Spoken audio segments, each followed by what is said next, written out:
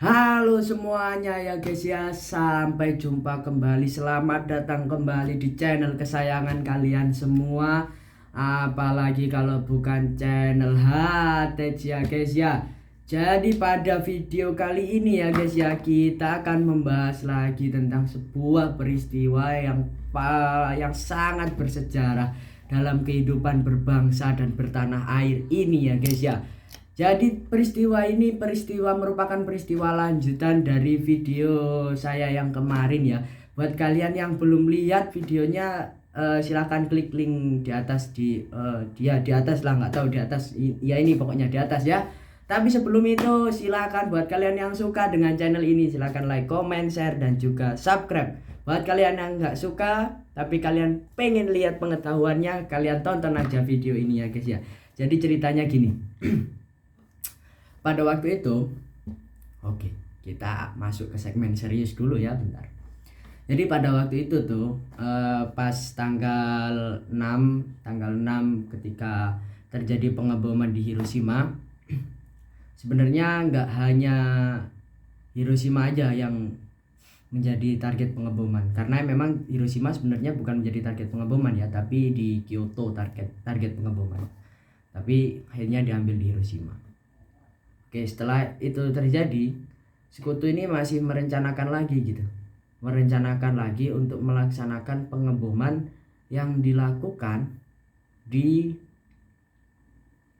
antara dua kota. Gitu ya. Di antara dua kota. Tapi sebelum itu, setelah pengeboman Jepang, Trauman mengeluarkan pengumuman tentang penggunaan senjata baru yang belum pernah dilihat oleh umat manusia, yang akan menjadi senjata penghancur paling dahsyat pada masa itu. Trauman ini presiden Amerika ya, waktu itu pimpinannya. Trauman kemudian mengingatkan Jepang bila mereka enggan menerima tuntutan kita, kebinasaan akan menghujani mereka dari udara, dari darat dan juga laut. Bayangkan ya. Karena pada waktu itu memang sedang Perang Dunia Kedua ya. Kota Nagasaki merupakan salah satu pelabuhan yang besar yang ada di Jepang, sehingga kota ini menjadi target pengeboman. Jadi di sana merupakan kota yang penting semasa perang karena memiliki banyak aktivitas industri, termasuk produksi artileri, kapal, perlengkapan militer dan material perang lainnya.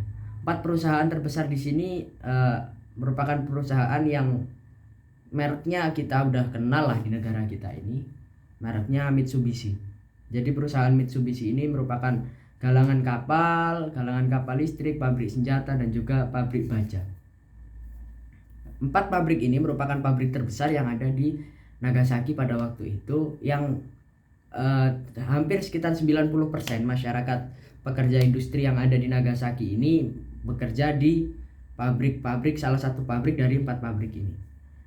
Jadi pada waktu itu sebenarnya pimpinan pengeboman yang menjadi pengebom pada waktu di Hiroshima, yaitu Tibet, ini sebenarnya sudah sebelumnya direncanakan bahwasanya pengeboman akan dilaksanakan pada tanggal 11 Agustus. Ini kota yang target utamanya adalah kota Kokura. Akan tetapi pada waktu itu tanggal 11 Agustus menurut perakiraan cuaca akan terjadi cuaca buruk dari tanggal 10 hingga 5 hari ke depan, sehingga dimajukanlah tanggalnya dari tanggal 11 ini yang tadinya merupakan peristiwa akan terjadi pengeboman, dimajukan 2 hari menjadi tanggal 9 gitu ya, digeser 2 hari menjadi tanggal 9. Dan pada waktu itu pada pukul 3:49 ini ya, tanggal 9 Agustus, boxcar diterbangkan oleh awak Sweeney mengangkut Fatman atau Fatman. Fatman ini merupakan nama dari bom atom yang akan dijatuhkan gitu ya, ke target utama Kokura, dan target kedua adalah Nagasaki gitu. Nah, sebelum kita lanjut ke peristiwa itu, jadi Jepang ini kalau gua bilang ya pada waktu itu kasihan banget gitu ya. Kenapa kasihan? Karena mereka ini udah jatuh ditimpa tangga gitu. Dan gitu nggak mau nyerah lagi kan. Jadi mereka itu pas peristiwa menjelang pengeboman di Hiroshima, malamnya gua kemarin lupa nyampe ini,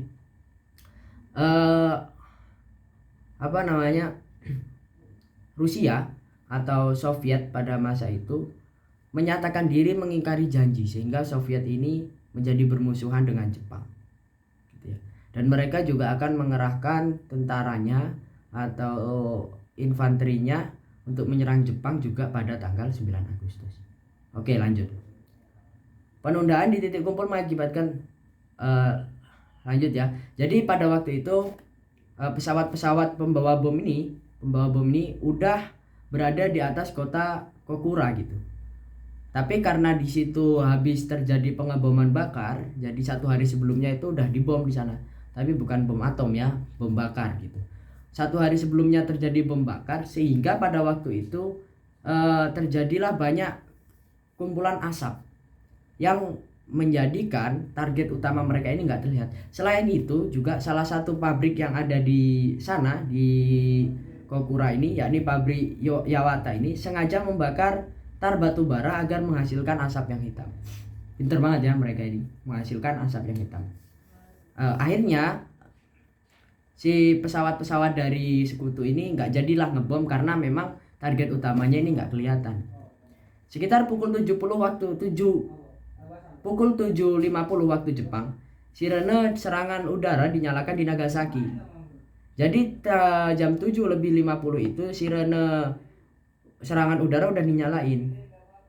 Tapi jam 8:30 jadi cuma sekitar 40 menit, sirene kondusif kembali dinyalakan karena hanya melihat 2 B-29 Super Fortress yang terlihat.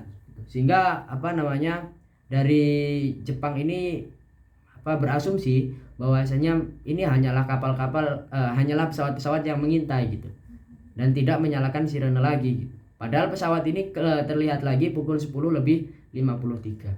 Sehingga pada pukul 11.00 sekutu ini menjatuhkan surat yang tidak bertanda tangan untuk disampaikan kepada wali kota yang ada di Nagasaki jam 11.00.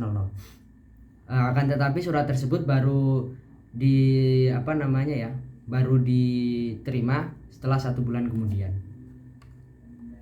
Jam 11 mengirim surat dari udara.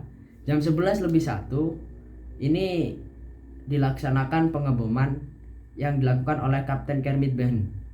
Melihat target bom sesuai rencana, maka mereka melakukan pengeboman. Dan bom ini dijatuhkan. Di situ terjadi peledakan sekitar 47 detik pasca bom itu dijatuhkan. Jadi cuman selama itu gitu, 47 detik doang. Ledakan terjadi hampir sekitar 3 km. 3 km di sekitar itu meledak semua. Dan bom ini jatuh tepat berada di atas lapangan tenis. Walaupun belum sampai ke bawah ya, masih sekitar setengah kilometer di atas gitu, 510 meter di atas. Dan di situ terjadi ledakan sekitar 3 km, bayangkan itu, sehingga menimbulkan panas sekitar 3.900 derajat Celcius, serta angin yang berkecepatan 1.005 km per jam.